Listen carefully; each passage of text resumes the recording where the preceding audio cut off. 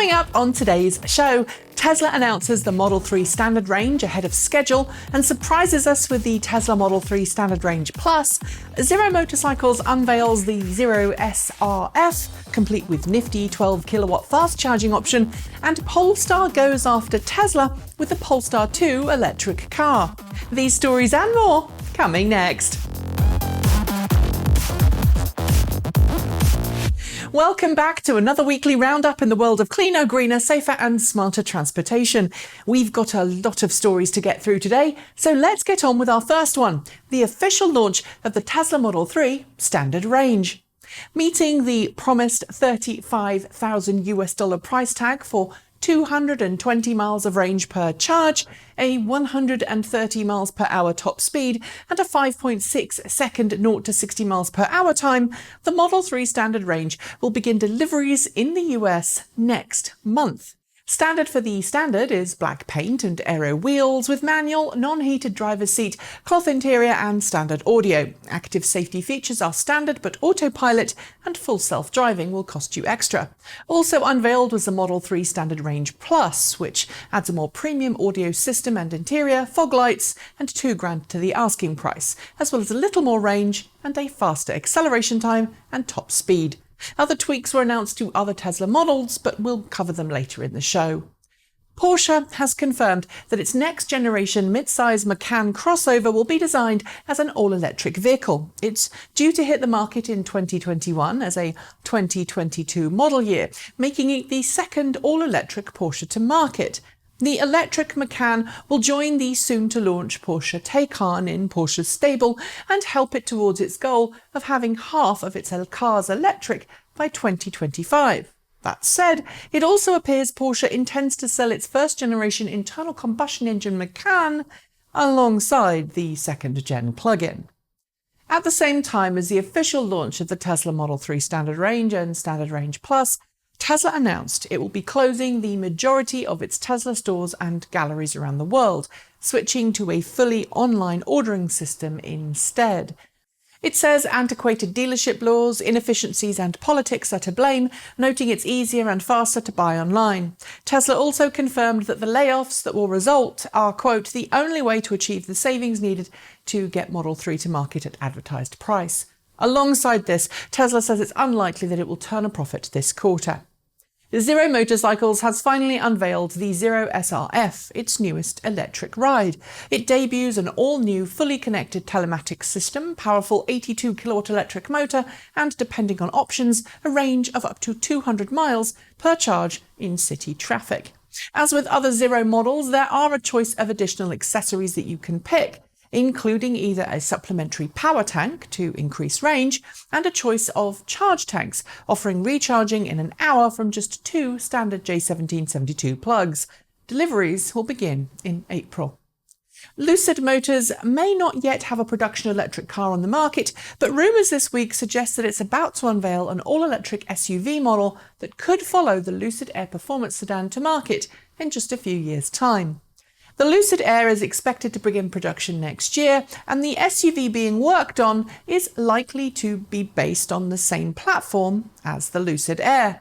While the company is still waiting for US government approval for a $1 billion investment from the Saudi Arabia Public Investment Fund, it seems clear that Lucid is very keen and very clear on what it wants next.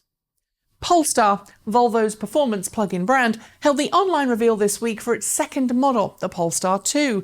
The first all-electric car to wear the Polestar badge, the Polestar 2 is a sexy, sleek 5-door fastback that promises a 78 kilowatt-hour battery pack, a targeted 275 miles of range on the EPA test cycle, 78 kilowatt DC quick charging, and Android-based infotainment system. It's going to begin sales this year with a launch edition priced at €59,900, but next year a cheaper €39,900 model will follow. Alongside the Model 3 announcements and job cuts this week, Tesla used Thursday as a chance to tweak some of its other vehicle pricing and specs.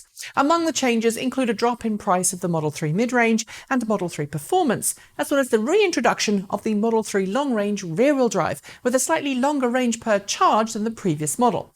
This change in charge will be pushed to existing cars via an over-the-air software update. Other changes include a reintroduction of a lower-priced standard range Model S and axing of the Model X standard range model altogether. 41. Aside from being one less than the answer to life, the universe and everything, that's the number of plug-in models that were available to buy in the United States last year, showing just how far plug-in car adoption has come. Granted, only 14 of those vehicles were all electric and 27 of them were plug-in hybrids, but that is nearly double the number of cars offered in 2015 and a massive increase on the just 2 models you could buy back in 2010. Following the official launch of their joint mobility programs last week, BMW and Daimler have announced a joint partnership to develop next-generation autonomous vehicle technologies. To start with, the two companies will work on driver assistance systems, automated highway driving, and parking lot systems that will operate at up to level 4 autonomy. All of these technologies will begin to hit the market in both BMW and Daimler vehicles sometime in the middle of the next decade, with continued long-term collaboration on autonomous vehicles expected to continue far further into the future. The majority of Americans feel that electric vehicles are the future. At least that's according to a new Harris Poll survey commissioned by Volvo. Asking drivers their opinions about electric vehicles, the survey found that 59% of all drivers felt that electric vehicles have a more positive environmental impact than recycling, switching to paperless billing, and using smart home technology to reduce your energy consumption and bill. It also found out that 74% of existing EV drivers say that the long-term savings of driving electric outweigh the higher purchase cost. And now it's time for shorts. Honda has revealed the e-prototype, the near-production ready all-electric car it's going to be unveiling next week in Geneva. Based on the urban EV concept, it's super cute, has rear-wheel drive, and every single automotive journalist I've spoken to wants one, me included. Former coal lobbyist and climate change denier Andrew Wheeler has been confirmed by the US Senate to become the head of the US EPA. Wheeler, who had been acting at the head of the agency since the departure of Scott Pruitt, has a track record of stripping back environmental protections. Fiat Chrysler has announced a $4.5 billion investment in various Michigan production facilities, partly to meet demand for pickups and SUVs, but also to produce plug-in versions of several different Jeep models. However, it stopped short of committing to making electric cars. Hyundai has said it will be bringing a new electric model to market in 2020 that's designed from the ground up to be electric only. It will be built on a brand new architecture that the company is developing exclusively for EV production. Volkswagen boss Herbert Diess first became convinced how good electric vehicles could be after playing with a toy helicopter with his son, believes Tesla is doing a great job, and says it has the advantage because it doesn't have to worry about legacy internal combustion engine vehicles. That's according to an FT interview this week. It suggests yet again that Volkswagen wants the EV market at last.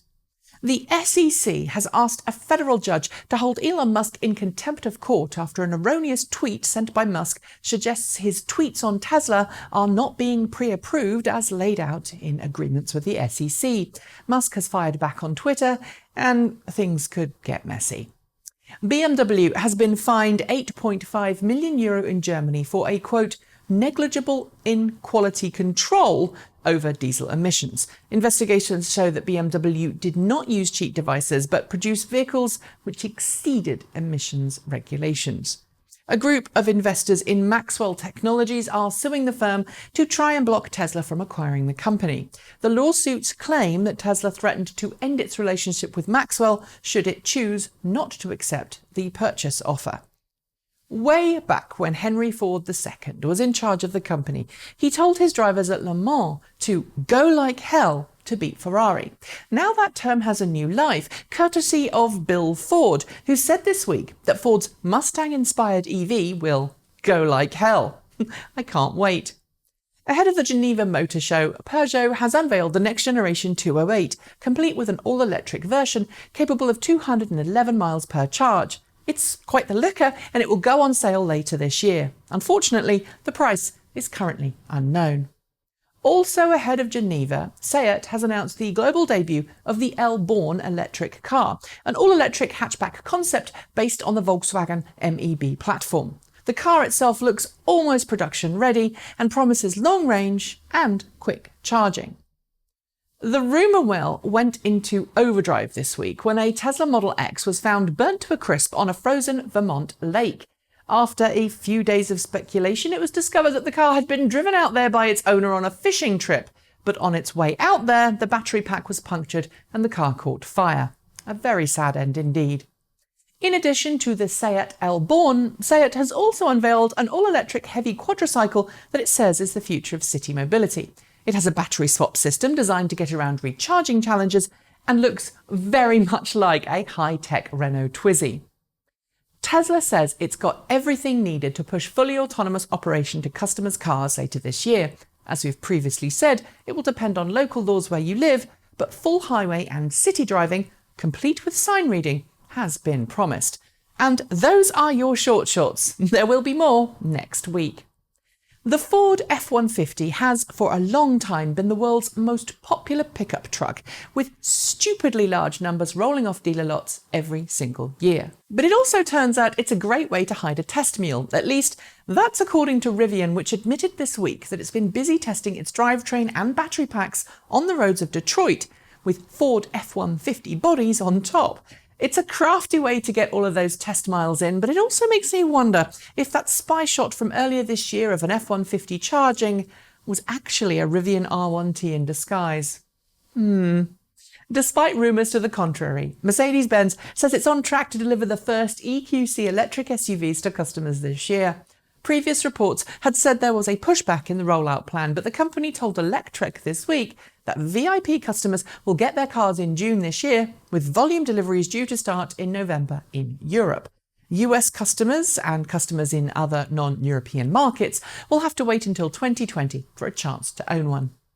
And finally, its first generation was one of 2 plug-in models you could buy if you lived in the US back in 2010, and since then it's helped thousands of people wean themselves off fossil fuels and onto fully electric power.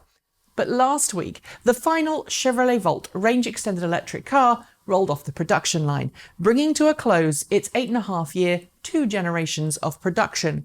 It's all part of a plan by GM to pivot to more fully electric models, but it's worth thanking the Volt for its hard work over the years to get more people to dump the pump and switch to electric. And on that note, it's sadly the end of this week's show. Don't forget to like, comment and share, and bash the notification bell so you don't miss out on a single episode. If you want to support our network, you'll also find links below to Patreon, Ko-fi and our shop where you can buy yourself some TE swag. And if you want to chat about the show, you can also join our Discord server. There's a link to that as well below. I'll be back with next week with more news, reviews and insights for you all to enjoy. But until then, I hope you have a great weekend. And as always, don't forget to be better, kinder and smarter to one another. Keep evolving.